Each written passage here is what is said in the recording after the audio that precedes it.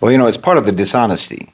It's part of the dishonesty of the West, part of the dishonesty in the West that's encoded into the cultural DNA of the West, Western so-called civilization. It's part of their dishonesty for them to say, for example, the problem is capitalism.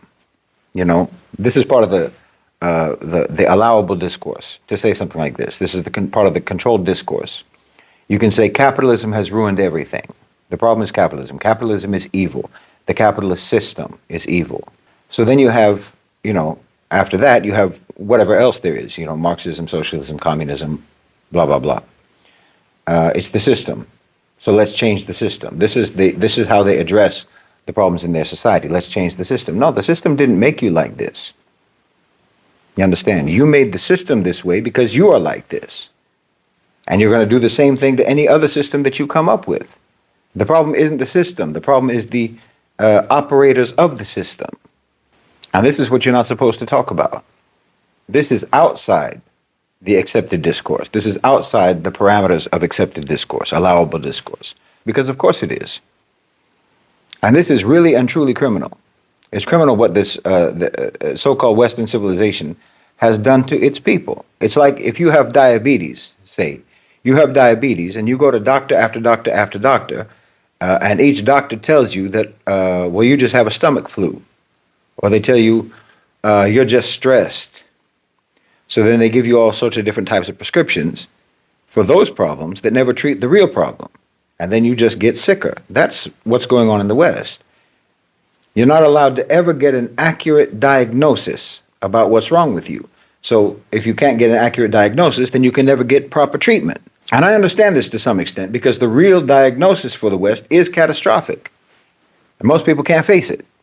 So you just go through your whole life basically in a state of chronic disease and temporary painkillers because your own society is never going to tell you the truth.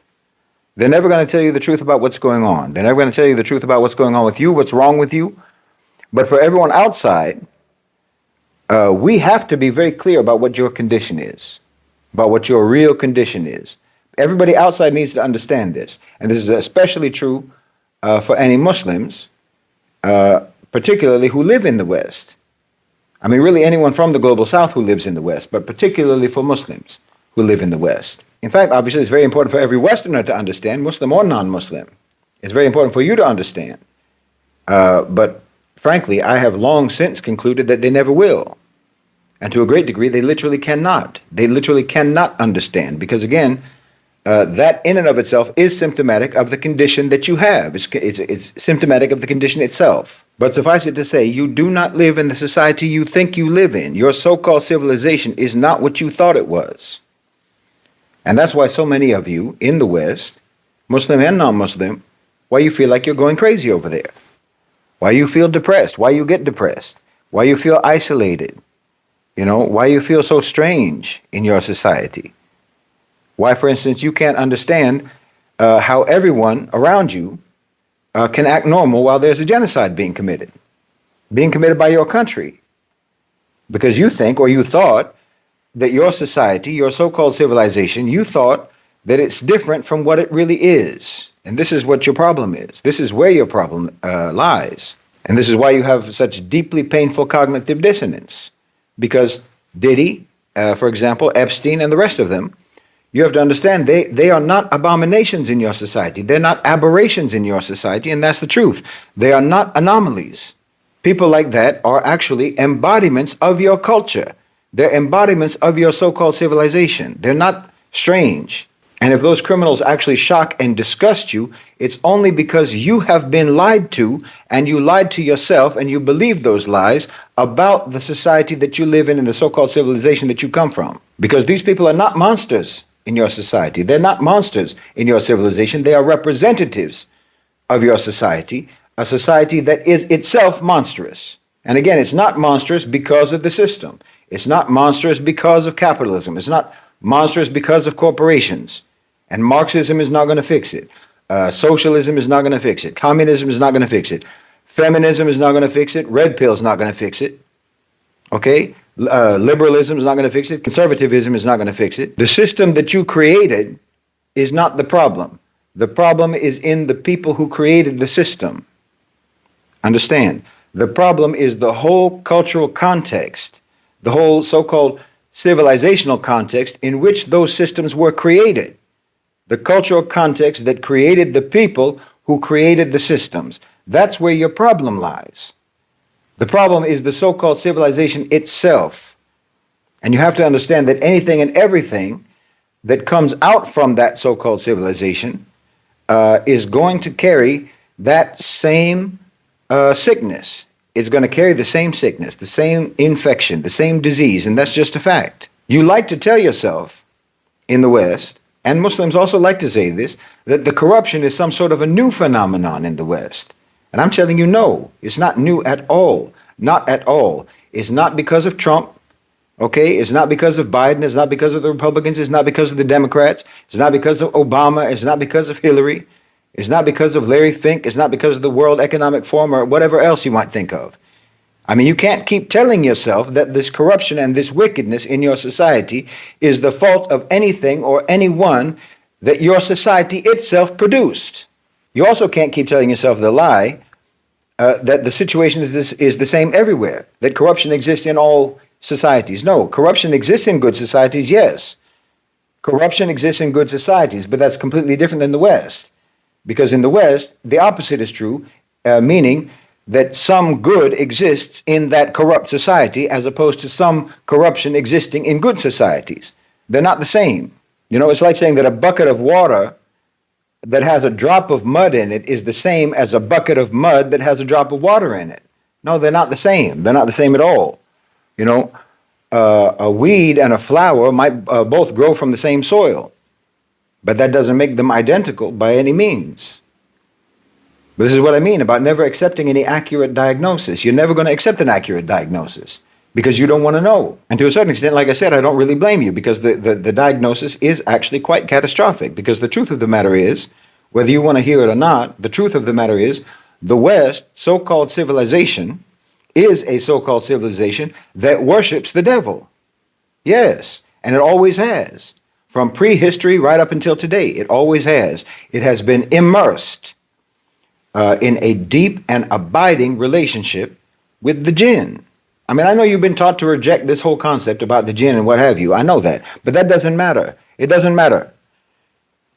Your beliefs anyway are completely incoherent. That's the truth. The only belief, in fact, the only belief that you have been rigidly trained to dismiss and to scoff at is the only belief that's true. That's the one that you've been trained to reject. Everything else is fine. You can believe in horoscopes, manifestation, extraterrestrials, ghosts, good luck, bad luck, deja vu, tarot cards, Myers-Briggs tests, eugenics, white supremacy, and democracy. You can believe in all of these sorts of delusional superstitions, fantasies, conspiracy theories, paranormal, supernatural, all sorts of oddities, fantasies. That's fine. You can believe in all of those things except for the actual truth. That you're not allowed to believe in. You can believe in everything across the spectrum, any and all types of beliefs across the full spectrum. You know, you can believe that we're living in a simulation. You can believe in a multiverse. You can believe in timeline jumping, portals, multi-dimensional portals, all of that stuff. You can believe in all of that. That's fine. You can believe that a man is born in a woman's body and a woman is born in a man's body and so on and so forth. And you can even believe that you live in the freest and most wonderful society that ever existed. All of these crazy myths and fantasies and delusions, you have no problem believing, and everyone accepts it if you believe that. Everyone is fine if you believe that. Even atheism, you can believe in that kind of utter nonsense. But you are programmed, you are rigidly, strictly programmed to mock and to dismiss that the devil exists and that your society worships the devil, that the Jinn are real, and that your so-called civilization has always been intertwined with the Jinn. I mean, from its very inception. This is a fact. I mean, look at that. You're absolutely obsessed with constantly shifting the blame for your evil. I've talked about that many times. You're always trying to shift the blame. You're going to say that the problem is capitalism. You're going to say the problem is the Jews. You're going to say the problem is this, the problem is that, and so on and so forth. You're always looking for a scapegoat. You're always looking for any way to avoid assigning blame to yourselves, but you don't want to do, the last thing that you want to do is assign blame to Shaytaan. You absolutely reject even the concept of assigning blame to Shaytaan. You'll assign blame to the universe before you'll assign blame to Shaytaan. But it's obvious. It's obvious to really everyone else in the world because no one else has a problem believing in the existence of Shaytaan. I mean, your society is exactly what you would expect a society to look like that had been engineered and had been managed and had been developed by the devil. Honestly, there's no society in history that has been a purveyor of so much immorality, so much cruelty, so much carnage, so much rank sadism and degradation. And that's a fact. It's absolutely stunning when you look at the history. And someone has to tell you, Jinn are real. And you've been messing with the Jinn literally for millennia in Europe, in the West. You know, in Islam, we recognize that nations inherit and they transmit their moral character across millennia, across generations. And Europe's early formative period was a fusion of scarcity-driven ethics and Jinn instruction. The later empires and philosophies and cultural norms of the West, of Europe, can all just be seen as the matured version or the matured form of that early corruption, just rationalized and technologized, but completely consistent spiritually. I mean, look, prehistorical Europe was an unforgiving, harsh landscape. You had long winters, you had limited edible fauna and flora and fauna, you had low population density. You had a very tough beginning. Europeans had a very tough beginning. I've talked about this many, many times. In this desolation and in this scarcity, that drove you towards a value system that prioritized aggression, that prioritized cunning and opportunism over, for example, cooperation and justice. And as a population whose, what you can call their survival values already leaned towards brute force and towards resource domination, violence and cruelty, your worst instincts were codified into a sort of a spiritual code. I mean, just look at all your myths, all the old European myths. The harsh environment combined with a lack of any sort of real moral restraint, that created a doctrine that you still live by until today, which is might makes right. Okay? Allah subhanahu wa ta'ala told us in the Quran that there were those from among mankind who sought refuge with the Jinn. And you know from your own history, from your own legends, from your own practices, from your own folklore, that you did that. You absolutely did that from the earliest periods, all across the continent of Europe. Oh, you didn't call them Jinn? Of course not. You didn't call them Jinn, but that's what they were. They were Jinn. You know, you called them whatever, spirits, gods, fairies, what have you. But this is Jinn. This is Shaytaan. This is the devil. These are devils, demons. You encountered them in forests, in caves, and in the mountains, and so forth. This isn't me saying so. You understand? This is in your own history. You know this already. In the history of your own European cultures, in your customs, in your folk tales, in your folklore. It's all there. In exchange for protection, protection from predators and rival tribes and from famine and so forth, the Jinn demanded your veneration and your obedience, and you gave it to them. This is according to you. So your scarcity-hardened morals got supernatural validation. Again, just look at the anthropology of Europe. I'm not making it up. I'm just explaining it to you in the context of Islamic thought, Islamic understanding. And we call it, in Islam, we call it what it is. It's devil worship. No more, no less. You had Norse and Germanic gods, so-called gods of war, gods of trickery, like Loki and Odin and so forth. They were revered for their cunning and for their ability of conquest, vanquishing others, victory, brute force. And my own ancestors, the Celts, they had underworld entities that they believed in and that they gave tribute to. You had Slavic ones, you had Baltic ones, you had these Baltic and Slavic spirits that they attributed, that they say that they had control over the weather, you know, for their harvest and whatnot. And in exchange for offerings, they would, you know, think that they could get a good harvest and so forth. This is what the Quran has explained to us in terms of people bargaining with the Jinn, patronage with the Jinn.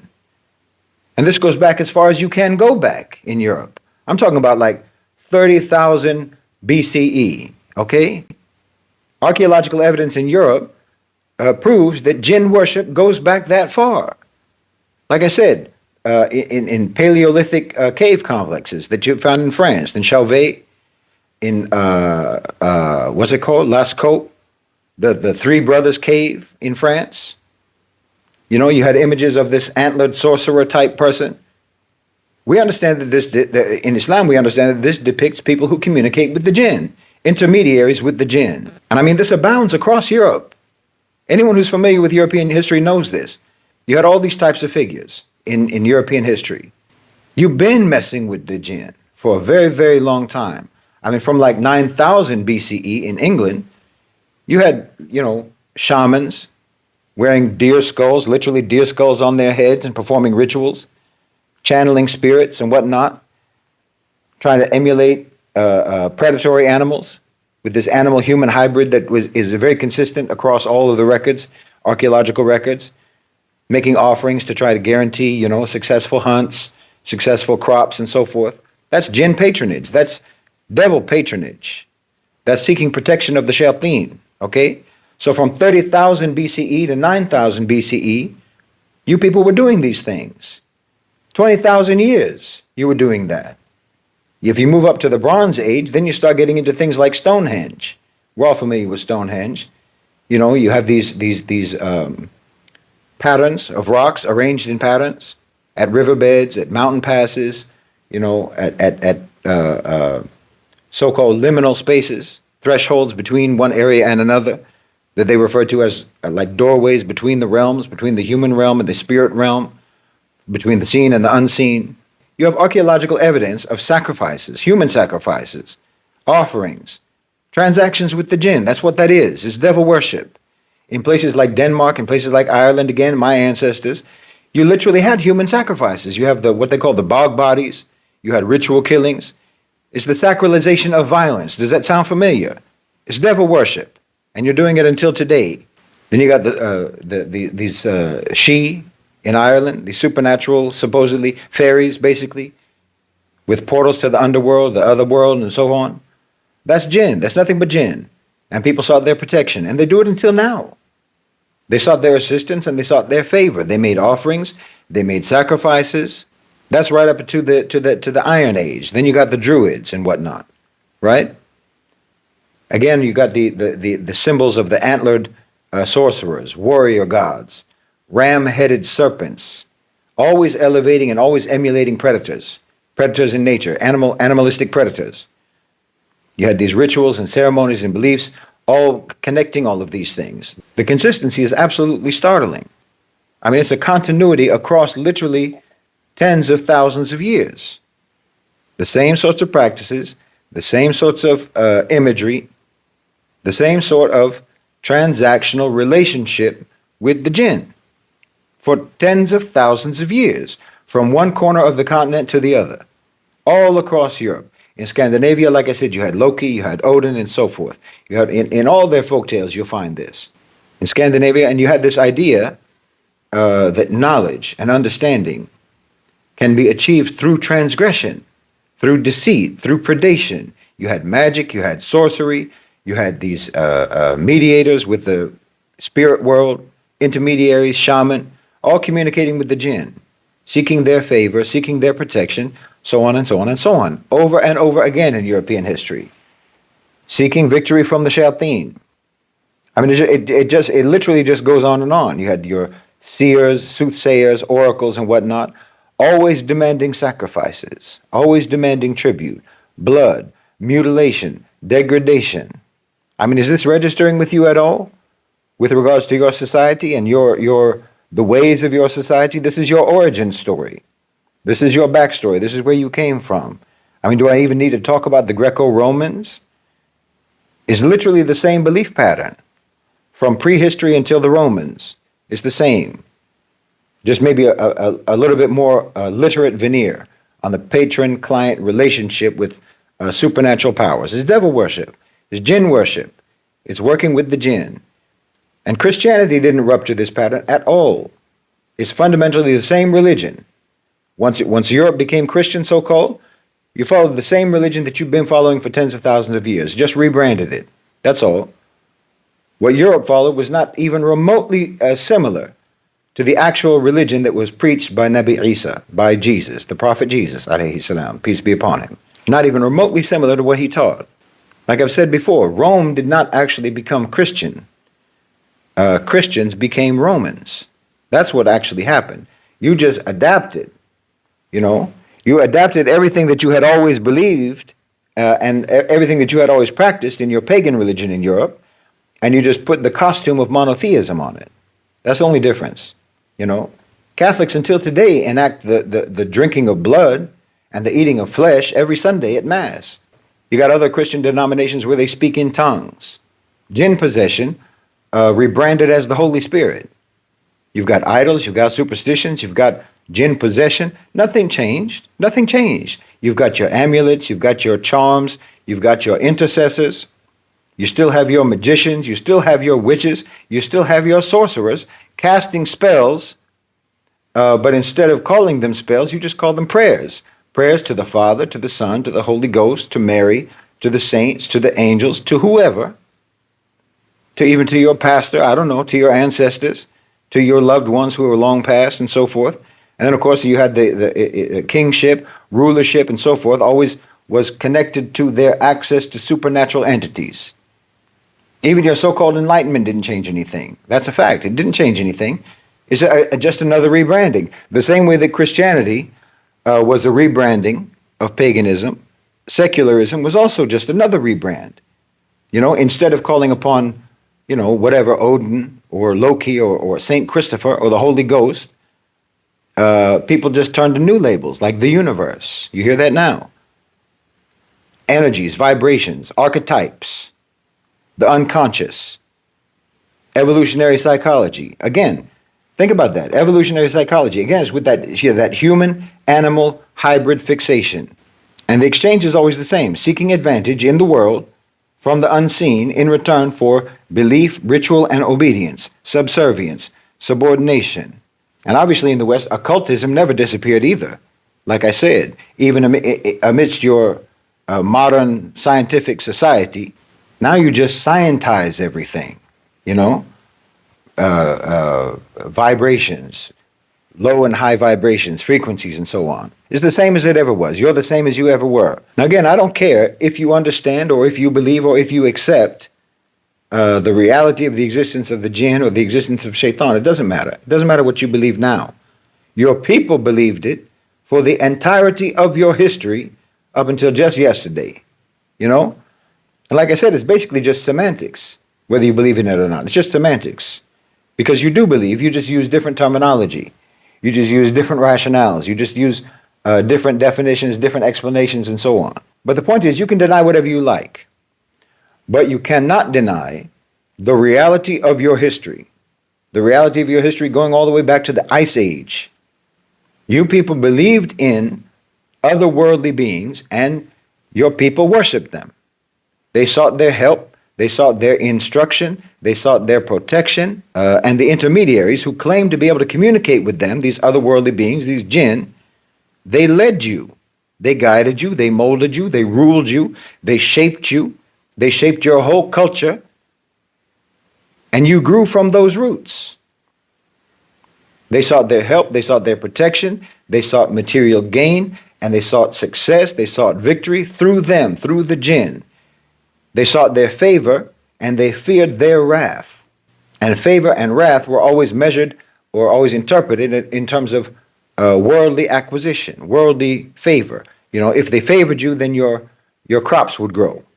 You would have babies. Your enemies would be vanquished. You would have bounty and abundance, and so on in this life. If the jinn were angry with you, then your crops died. Your enemies defeated you. You were defeated by your enemies. You had poverty, you had famine, you didn't have children, and what have you. Your relationship was transactional always, and always based on fear and based on self-interest. Fear in terms of fear of weakness, fear of insufficiency, fear of inadequacy, and self-interest was always also dunya related, material self-interest. This is your moral code, the moral code of your so-called civilization. It was developed and reinforced across a vast expanse of time. And from the Islamic perspective, yes, obviously, we understand that those otherworldly beings were shayateen. That was devil worship that you were engaged in, that your so-called civilization was engaged in. And your deplorably primitive moral code is further evidence of that fact.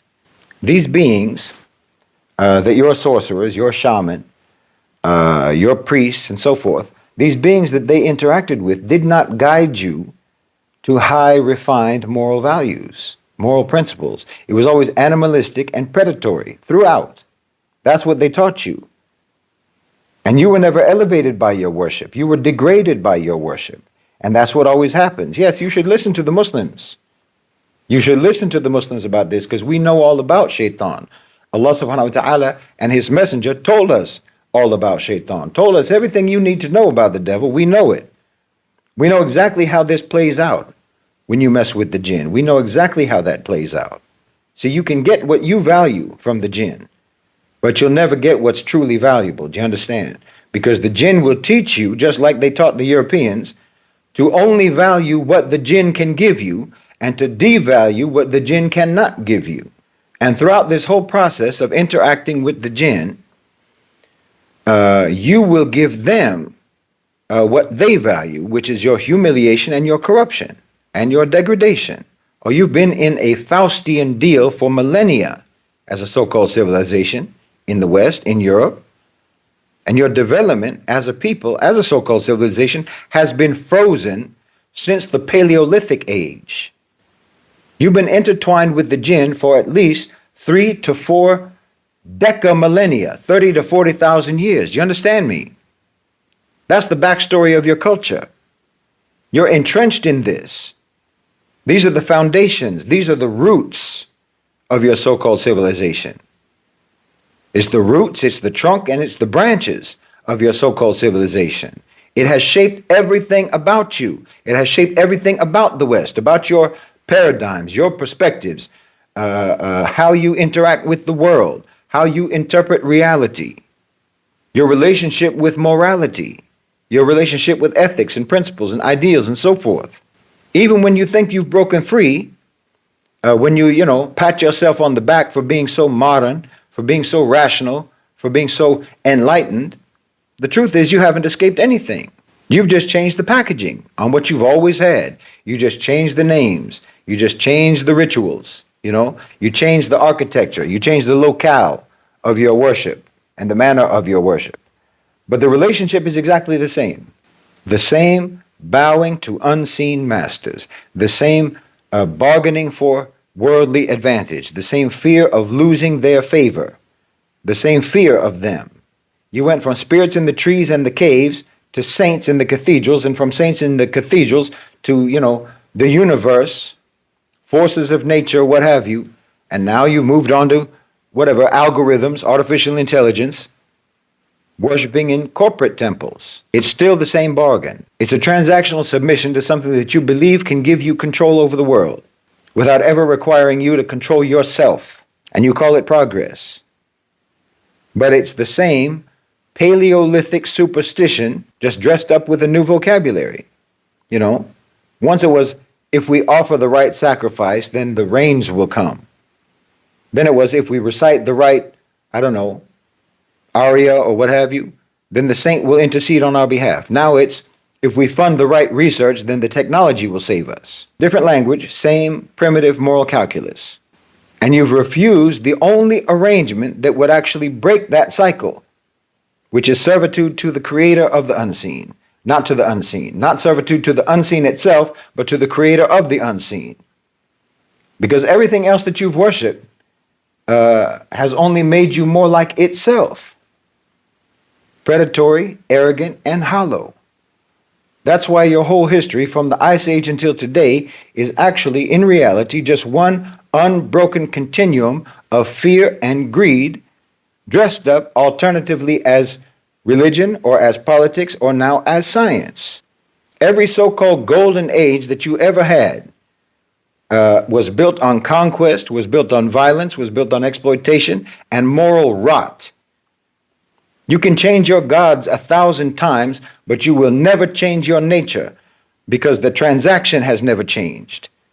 The root has never changed. You never cut yourself off from those roots, and you still seek the same things. You still pay the same price.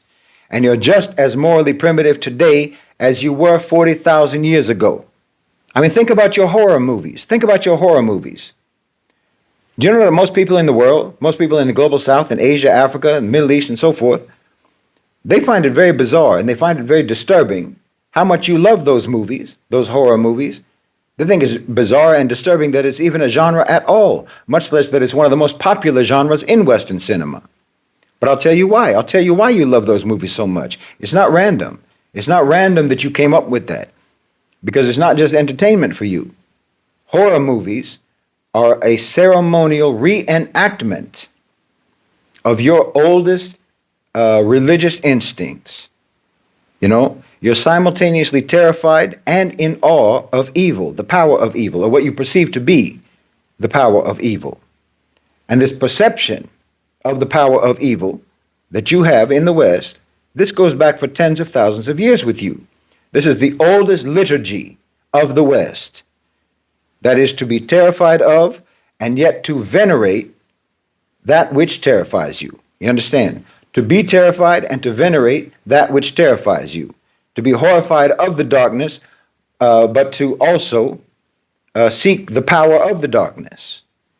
You don't watch those movies to see the evil spirit, to see the demon, or to see the ghost, or what have you, to see that, Jason, or the, supernatural, basically immortal killer.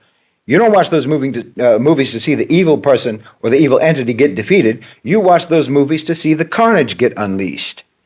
You watch those movies to see the sadism, to watch the glorification of evil. You watch those movies to feel the awe at the power of the devil. This is a religious experience for you when you watch a horror film. Because again, this goes all the way back to the very beginning of your so-called civilization. This is a very old impulse that you have. It's very deep in you. It evokes a deep, resonating feeling inside of you in the West, Westerners. It's the same way that, in other cultures, they might respond to a film that's about their heroic ancestors or about religious figures. It conjures up very deep, like I say, and deeply resonant emotions for Westerners. Very deep, resonant emotions, feelings of awe, feelings of terror, and frankly, feelings of adoration. This genre is itself a ceremony. It's a ritual that invokes your ancestral spiritual roots. Think about it. I mean, how many horror films start off in some isolated cabin in the woods? Well, that's your history. An isolated cabin in the woods. And then the whole movie, in and of itself, the whole movie is just a parable about what happens when you anger the Jinn, which is just another way of saying you shouldn't anger the Jinn. You want to see what happens when someone does anger the Jinn. You see that they're powerful, and you should respect them, and you should fear them, and you shouldn't mess with them, and so on. I mean, even in most of these films, think about it, in most of these films, especially the ones that are about demons, that are about possession and so forth, ghosts and whatnot, in most of these movies, the evil entity, the evil being, is never actually vanquished. It's either satisfied in one way or another, or it moves on to another target, or the protagonist himself or herself becomes the new vessel for that evil entity. You very rarely ever see the Jinn defeated in these movies, because in fact, they are the heroes of the story. The whole story actually only exists to solidify your justification for fearing and venerating them for all these millennia, because that's the basis of your whole so-called civilization, like I said. And in fact, this same impulse is the only reason why your current iteration as a society, as a culture, this is the reason why you so vehemently reject even admitting the existence of the Jinn, the existence of Shaytaan. Even though your own continuous belief in the devil and your continuous subordination to the devil is actually uninterrupted and is manifest in every way all the time until today, but you deny it. And this is actually a form in and of itself. This is a form of fear and veneration, the name that shall not be spoken. Because look, as I said, as Muslims, we understand this very completely. We understand this fully. We have very detailed information. We have very detailed knowledge about the Jinn. And we are not in awe of the Jinn. And we do not perceive them as powerful. Dangerous, but not powerful. No, they're dangerous, but not powerful. We are aware that they exist, and we know what they do, and we know what they can do, and we know why they do it, and we know what their tactics are, and so forth. And we know what happens when you get involved with the jinn. But to us, the jinn are just like any other dangerous creatures in this world, any other dangerous creature or predator on earth. They're the same as any dangerous or wicked people, and we avoid them, and we protect ourselves from them. You know, we protect ourselves from them, whereas what you did was to seek protection with them. We seek protection against them. You sought protection from them, with them. And that's because you were scared of them. You were scared of them because you perceived them to be so powerful. You perceived them to be supernaturally powerful. And then once you sought protection from them, or sought protection with them, then that just amplified and exaggerated to you their power. And of course, they encouraged you to do that. And then you got even more scared. You know, then you got even more in awe of what you thought to be their power. So it's a cycle that you created for yourself. But we're healthy. We have a healthy, balanced view about the jinn. We know what they can and cannot do, and we know how to deal with them. Now, again, like I said, I don't care if you consciously believe or disbelieve in any of this. It doesn't matter to me. I mean, it would be better for you if you at least acknowledge it. But either way, it doesn't matter, because the irreducible reality is that you exist in a culture that has always been completely and inextricably connected to the jinn, to the Shaytaan.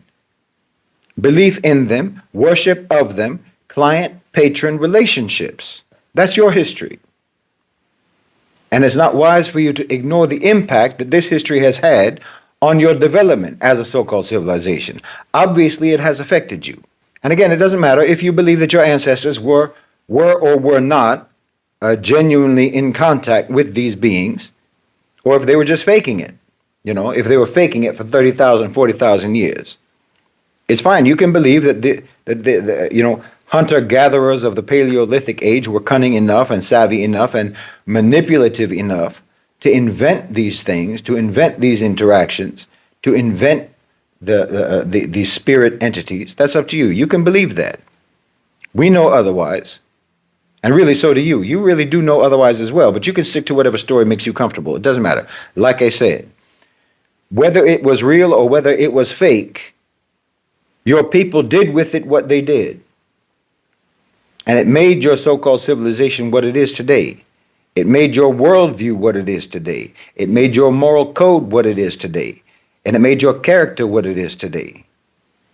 It made your behavior and it made your actions what they are today and what they have been for as long as anyone can remember. And it's made the systems that you created the way they are. And objectively, this worldview, this moral code, and these behaviors, and these actions, and your systems, objectively are utterly horrendous. They've been a scourge on humanity. They've been a scourge and a plague on humanity for centuries, and that is not even open to debate. But you're never going to be able to understand any of this. You're never going to be able to understand any of this about yourself, about your so-called civilization, about your societies, unless and until you confront and understand the history that you grew from, the root that you grew from. Because you grew from it, but you didn't grow out of it. You understand? You didn't outgrow it. It permeates everything about your societies right now in 2025. And that's what makes your society so peculiar. That's what makes your society so strange and so inhuman in so many ways. Now listen, I'm not saying all of this as an indictment. Understand me. I'm not saying this as an indictment. I'm saying it as a diagnosis. Because at the end of the day, you are my brothers and sisters in humanity. Like I said, you have been lied to, and you have lied to yourselves, and you have believed the lies you've been told and the lies that you told yourself, and that has been catastrophic for you, and it has been catastrophic for the rest of us. And you keep looking around within your society for solutions. You keep looking around within your society for remedies. And everything that you find is actually nothing but deflections and misdirections and diversions and placebos.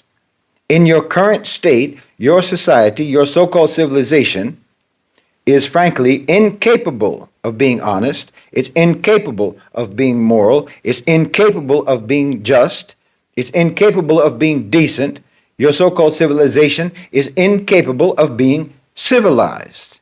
The truth of the matter is that you cannot be trusted, you cannot be relied upon, you cannot be responsible or fair or believed. That's just the way it is. And that's because of your whole history. It's because of the fact that your whole history and your whole development, or lack thereof, because of that, morality is nothing but a game of wordplay for you. You know, if you make a wrong move, you just lose some leverage. You lose social capital. You lose credibility. And you lose that not because you said or did something that was immoral. I mean, it's not due to the immorality itself, but you lose points because you just lapsed in the maintenance of your appearance of official accepted morality. You understand? Morality for you is just a game of one-upsmanship. It's a point-scoring game. It's a rap battle. Okay, this is the approach of someone, or the approach of a people who do not have an internalized moral system. But you see, like I've talked about before, I've talked about this a few times. You have layers. You have in the West, you have the actual operative code, and then you have the interface. And the interface is beautiful. Oh, the interface is beautiful. It's lovely. But the operative code is barbaric. So you have people, you have millions of people in the West. I believe this. You have millions of people in the West who've been raised on the interface, okay, who believe the interface. I'm talking about the moral rhetoric, you know. It's like someone who's not a tech person, someone who's not familiar with computers and so forth. So they think that their computer actually operates by the icons on their screen and by clicking and so forth, because they have no idea about the actual code behind any of that. They don't know how the computer actually functions, how it actually works. So you have people who believe that the West actually is the rhetoric that you find in the interface. See, they have no idea about the actual operative code of that so-called civilization, of the so-called civilization that they're living in. They don't understand that. And so they experience severe cognitive dissonance, like I said. This is why if you're someone in the West who genuinely wants to be moral, you constantly feel like you're going crazy in that society. You feel like you're living in a madhouse in that society. Because you think that morality is supposed to be connected to actions, not just appearances. You think that it's not just supposed to be a point-scoring game for social capital and social leverage. But that's not how your society works, you know? So you'll keep clicking on the icon, but the program won't open because the code is missing. You can right-click, you can left-click, you can double-click, you can try everything, but that program is not going to open because the files are not there. You know, it's like back in the day when we would install a pirated version of Microsoft. It's the same. You have a counterfeit morality in the West. The code isn't there. The files are missing. It's not going to work. You know, on your screen it looks great, but none of it actually functions. So you're frustrated and you're confused and you don't understand why this is. You know, you'll tell yourself that your system has a virus, you know, like a corrupted file or something. That's what it means when people say, like, for example, the problem is capitalism. The problem is this or that system within the Western so-called civilization. Or the problem is this or that politician or what have you, or this or that social movement. No, the foundational coding is wrong. And it's been wrong the whole time. Okay, the interface is moral looking, but the operative system is moral inversion. You've been a predatory, materialistic, nihilistic, exploitative, morally bankrupt so-called civilization from the very inception.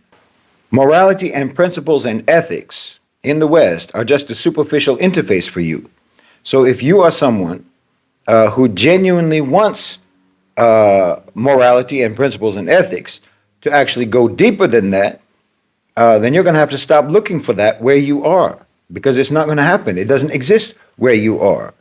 What we know as the West, you know, Europe and so forth, it has been demonic. Okay, it's been demonic since before the woolly mammoth went extinct. Europeans were involved with and interacting with and seeking the protection of the Jinn when the Sahara Desert was still a grassland. Do you understand? And they never stopped from then until today. And once you understand this, You can't not see it all around you. You know? You think that things have been going downhill, but they haven't. They've been exactly the same as they've ever been.